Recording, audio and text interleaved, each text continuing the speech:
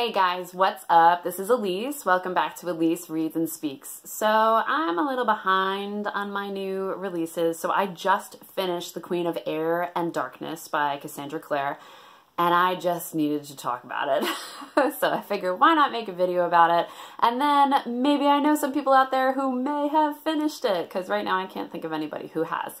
So feel free to talk with me about it. All right, so let's begin.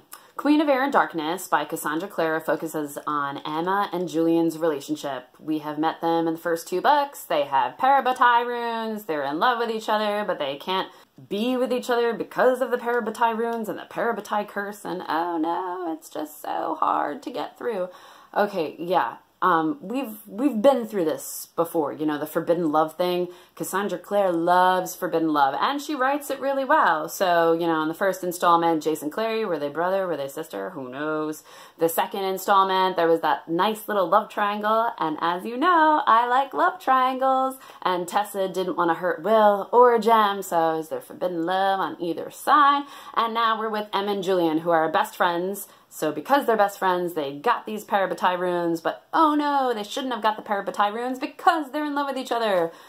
Okay, so you know from the get-go, from the first book, that Emma and Julian are going to end up together. They're going to find a way around the parabatai runes, okay, whether they get them removed or if they find something like a loophole with the curse that they can be together. You know from the first book that they're going to figure it out. They're going to be together. So I think that's why I wasn't as into the series as I was with the Mortal Instruments and the Infernal Devices, because at least in those ones, you kind of didn't know exactly which way the story was going to go. I mean, like, Jason Clary, was there going to be incest? Am I rooting for incest? I'm not really sure. Yeah, thanks Cassandra Clare. Nice morality problem inside my head. Ugh. With the second series, which is the Infernal Devices with Will, Tessa, and Jem, you really didn't know which route she was gonna choose. And I'm going into this review fully believing that all of you have read both the Mortal Instruments and the Infernal Devices, and you have your own opinions about them.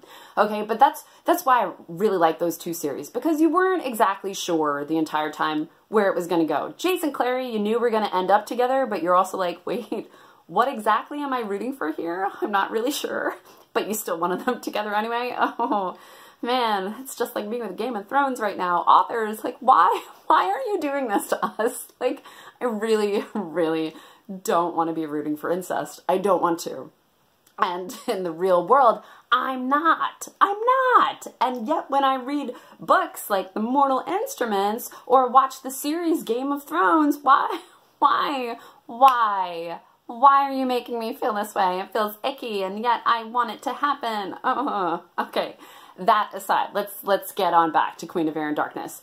Okay, so in this third book, Emma and Julian are now facing Livy's death. Okay, so Livy had just died at the end of the second book, and now the first couple of hours of the audiobook that I listened to, it was all about mourning. Like, everybody was really sad because there was some death, and everyone's really feeling the death. Okay, I listened to the audiobook, 30 hours long. First couple of hours were about the mourning, about the sadness, and it was like, all right, you know, I got it that we're sad. And I really liked Livy, so I get why we're sad. But at the same time, let's keep it going. Let's keep it going. Let's get to the story. And side note, James Marsters, who is Spike from Buffy, narrated the whole thing. So of course I love listening to his voice, but it was a lot of mourning and the sadness. Okay, once we get past that, there is this part in the middle that takes up a big chunk of the time with a parallel universe. I mean, I don't know, I like parallel universes, but I was not aware that I was signing on to it for this book.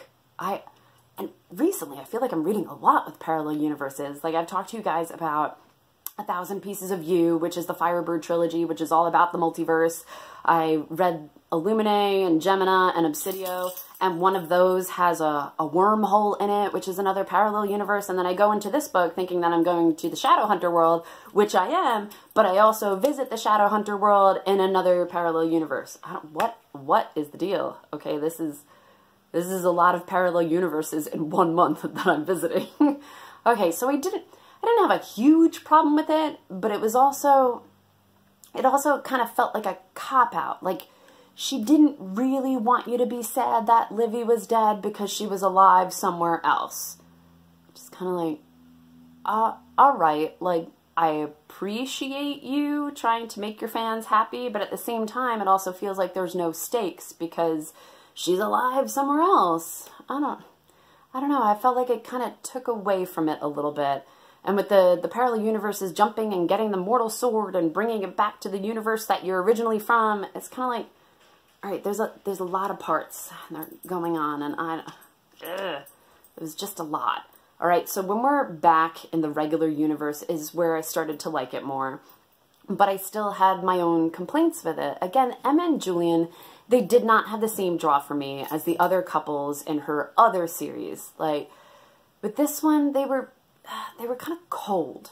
And I guess she crafted them that way to show how fast they had to grow up in such a short amount of time, which I understand. You know, there are people like that all over the world today. They had to grow up really fast. So I'm sure that there are these strong people that may come off cold because they had to learn very quickly how to survive in the world.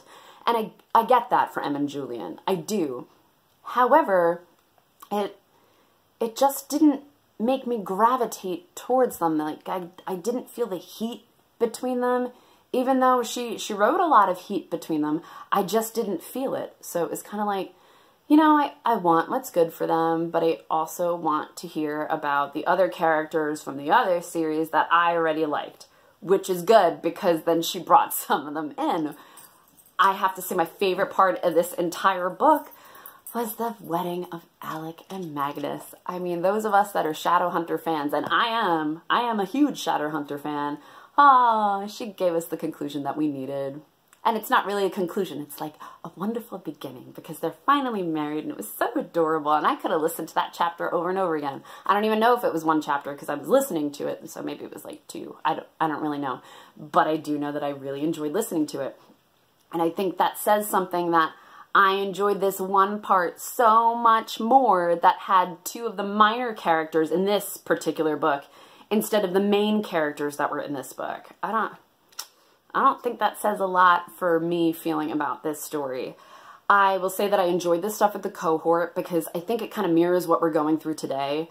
There are a lot of people that are adamant, and I will try to keep from being political, okay? But there are people that are adamant that they're in the right, and all of us open-minded people that accept other people for who they are in the wrong.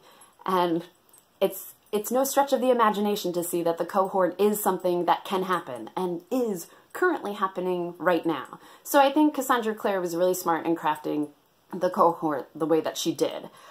I didn't understand why some of these other characters were getting such focus, like Diego and his brother, whose name I can't remember. I didn't think they were particularly important in any way. I don't know why we were focusing on them. I also don't know why so much focus was put on Christina, Kieran, and Mark. Like, I really like them, and I think it was cool to see a different type of relationship where there are 3 people in a relationship, and they all feel balanced, and they're all into each other, and they all have the same want for that relationship. Like, they all see it going the same way, and they all want the best for each other. I think that's great, because those relationships exist in the world too, and they don't really get a lot of representation. And if there's one thing Cassandra Clare is good at, it's representation. She has couples and peoples of all kind in her stories, which is wonderful. I just don't know why we had to focus on their relationship so much. Like, what exactly did it bring to the story? I mean, it was interesting, but it didn't have to be so big and taking it over, and it was just a lot, you know, and I think chapters could have been cut out that just dealt on that relationship. Like, we get it. It's a different relationship. Move on. I have to say, I wasn't crazy about the whole Diana curve. Like, I again think it's important for people to have representation, and transsexuals, I want them to have more representation in the media. I think it's really good that this was a focus on a strong woman who used to be male body parts. I think that's great. And I happen to feel very strongly about transsexuals just because I I have a very close relationship with one of them, so I feel that it's important that they get representation too. I wasn't a fan of Diana's character arc because it just kind of seemed thrown in. Like, I didn't feel that she had anything really to bring to her character until you found out that she was transsexual, and it was kind of like, I don't want that to be the only cool thing about somebody. Does that make sense? Like, I get that she's a strong female and that she did what was best for herself, which is great, but I felt like the only thing that was really interesting about her character was that she was transsexual. And it's like, Cassandra Clare has other characters, LGBT representation in her stories, like Alec and Magnus, who are so much bigger than their sexuality, you know? And for Diana, I thought the only thing that we learned about her that was that she was transsexual, and it was like, right, like, we could have done a bit more with that, you know? I don't know. That character arc just fell flat for me, and I wish it was more rounded out. I wish there were more dimensions to her. I get that we're supposed to like her. I just don't really feel as strongly one way or another about her, you know? So let me go to the end of the story. So Julian and Emma turn into these giant Nephilim. Like, I don't know what you were picturing when you read this, but I was picturing this one episode of Xena or Hercules. I can't remember which one it was. Okay, but if I find a clip of it, I'm going to put it in right here, okay? Hopefully I can find it. But these Titans came back, okay? So the Titans came back to battle the gods, and it's kind of what I was picturing for Emma and Julian, and my mind was kind of warped because it's like Shadowhunter world, but I'm seeing Xena and Hercules, and I don't know. It was a really weird battle in my head. I guess true Nephilim are big giants that can step on people and knock them aside, and then they can shrink back to regular size modern Nephilim. I don't know. Okay, see, that's my problem with this. I don't really know where this story was going. I don't understand. Okay, away from the Nephilim battle. All right, let's think about the characters that I thought were going to get more play, and then it was kind of like, where did they go? I don't know. All right, Ash and Annabelle. What happened, man? Like, what happened? I thought we were going to learn so much more about Annabelle. I thought Ash was going to be this huge character, and where did they go? They're just not there anymore. They're in Thule. What the heck? Thule? Nothing happened, man. Like, nothing happened. I guess she's setting it up for the next series, but like, come on. Like, I've already invested time in this series. I want to know what happens now. And Annabelle, I felt like she deserved some type of redemption that she didn't get, because when it was the end of the second book, I mean, I felt bad for her. Everyone's badgering her, and she just lost her cool, and she completely lost it and killed people. And although killing people is wrong, I have learned that in my life. Killing is wrong. I also felt really bad for her, and I felt she deserved more than what she got in this last installment. The same goes for Ash. You know, we just learned that he was the son of the Fairy Queen and Sebastian. And you call him Ash. Sebastian has Ash. Yeah, I get it. I get the reference. You didn't need to, like, take a part of Sebastian's name to make it his kid. Like, I thought that was just beating me over the head with that. But also nothing really big happened with his character. And I guess we see at the end that something big is going to happen with Jace from another world coming to this world and trying to make a deal with the Fairy Queen. I guess I'll have to wait forever for that to pan out. But I feel like the way that he was introduced was just kind of lackluster. I expected more, and I didn't get it. So while you're listening to this review, you must think that I hated this book, and I really didn't. Like, I love the Shadowhunter world. I pretty much give everything from Shadowhunter world 4 stars because I enjoy going to that world. But of all the books that I've read of hers, this was not my favorite. It wasn't. And this series in general is just not my favorite. They're long, man. They're long. They're so much longer than the Mortal Instruments and the Infernal Devices, and whoa, I mean, it is a commitment. So even though I enjoy being in that world, the story itself just didn't grip me. And like I said before with the names, like Sebastian and Ash, when I read the first book of this, Lady Midnight, I was like, why? Why do we have a warlock named Malcolm when we already have a warlock named Magnus? Like, why? Why are you doing that? Like, couldn't you just call him, like, Cliff? You don't need to use names to make us see that we need to see a parallel between these characters. Like, I understand that Magnus and Malcolm may possibly mirror each other. Maybe Magnus is the route that Malcolm could have taken, and then he went off this way. Like, I get it. I get it. You don't need to do that with the names. And I don't know if it's just the audiobook. I don't know when you read a physical book if you see the words Helen and Aline as completely different from one another. But when you're listening to the audiobook, man, it is difficult to tell those two apart, and they're married. Helen, Aline.